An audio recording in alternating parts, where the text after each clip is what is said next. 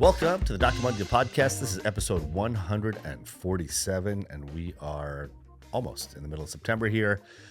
It is feels like fall's in the air. It's not quite fall yet, but feeling it coming on. It's a little cool in the air when I drop my kids off at school in the morning. Well, I'll say my kid. I'm actually on the early shift, so I have only one left in middle school, and I do that early drive to school and got to pull out the sweatshirt or sweater or something like that because it is a little cool out, which I like. I do like the fall brisk air. It's also getting dark when I drive home from work. So when I'm in my New York City office, I leave the city somewhere in the 60s usually. And, you know, if it just in the summer, it's just sunny and beautiful and warm. But now it's actually starting to get dark on my car ride home. So the fall, I actually love the fall, but I just really have started to dislike the winter. So, you know, that is on the horizon, unfortunately. But, you know, after winter, there's spring. So another season. We are in the full grind that the Mudgil family, as I'm sure all of your families out there with the kids back in school, have resumed the grind. My kids are studying for quizzes. Fall AAU basketball season is in effect, so we got all that going on. My daughter is applying for college, so all sorts of moving parts keep things exciting.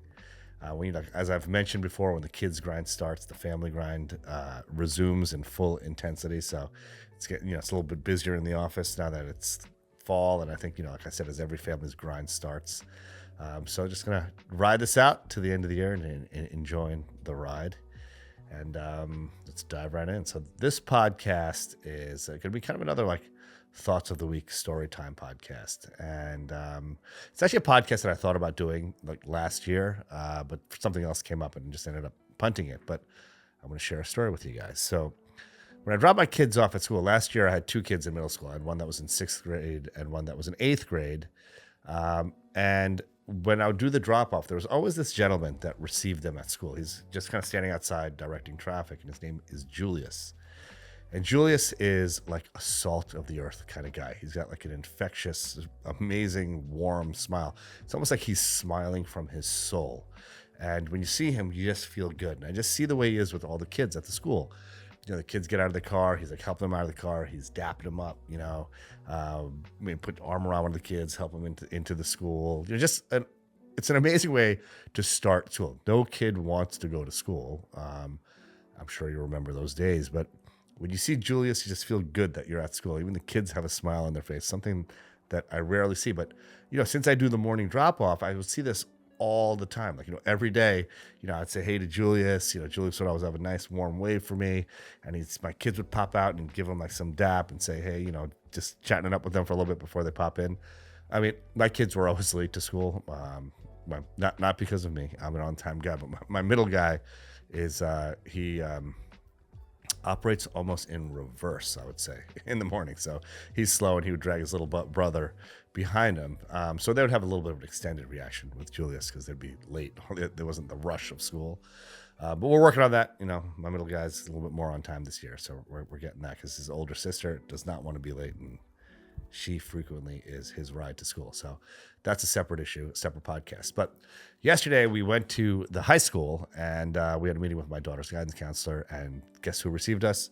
Julius. He was, when you, just the way things are in schools these days, parents have to check in with our IDs, and then we're escorted to where we need to go in the school.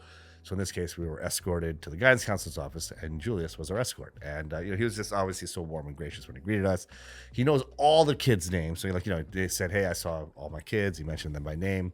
And I saw him, the classes were changing. So all these kids were walking down the school and around the hallways of the school. And Julius is greeting all of them by their names. And, he just knew everything about everybody. Hey, so-and-so, it's the first day of this club, or what's the sports starting up. And just the way he interacted with the kids, and you could see he genuinely loves these kids, and these kids genuinely love him. He's just such an amazing spirit, it's just one of those guys you see and you just feel good. It's all good vibes all the time with Julius. And I'm sure he's got a bunch of stuff going on in his life. He mentioned yesterday that he's got a 12-year-old son. And he's got the stresses of the world that him just like anybody else does, the stresses of your job, your parent, your bills, all sorts of stuff.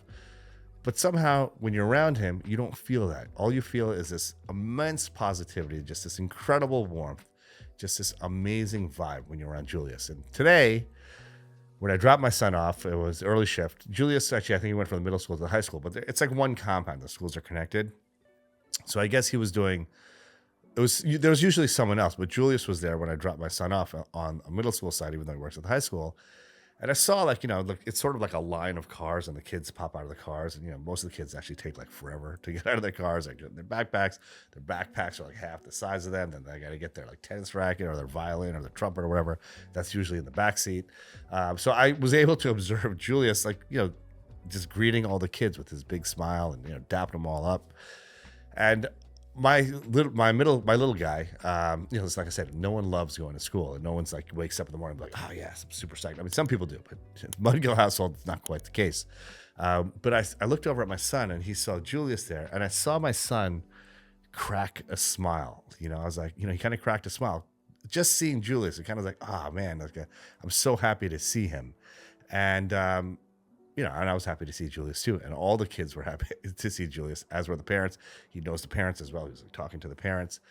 But just to see that, my son, who was like not super psyched to go to school, but see Julius, kind of cracked a smile. He got out of the car and Julius is like dapping him up and, talking to him a bit.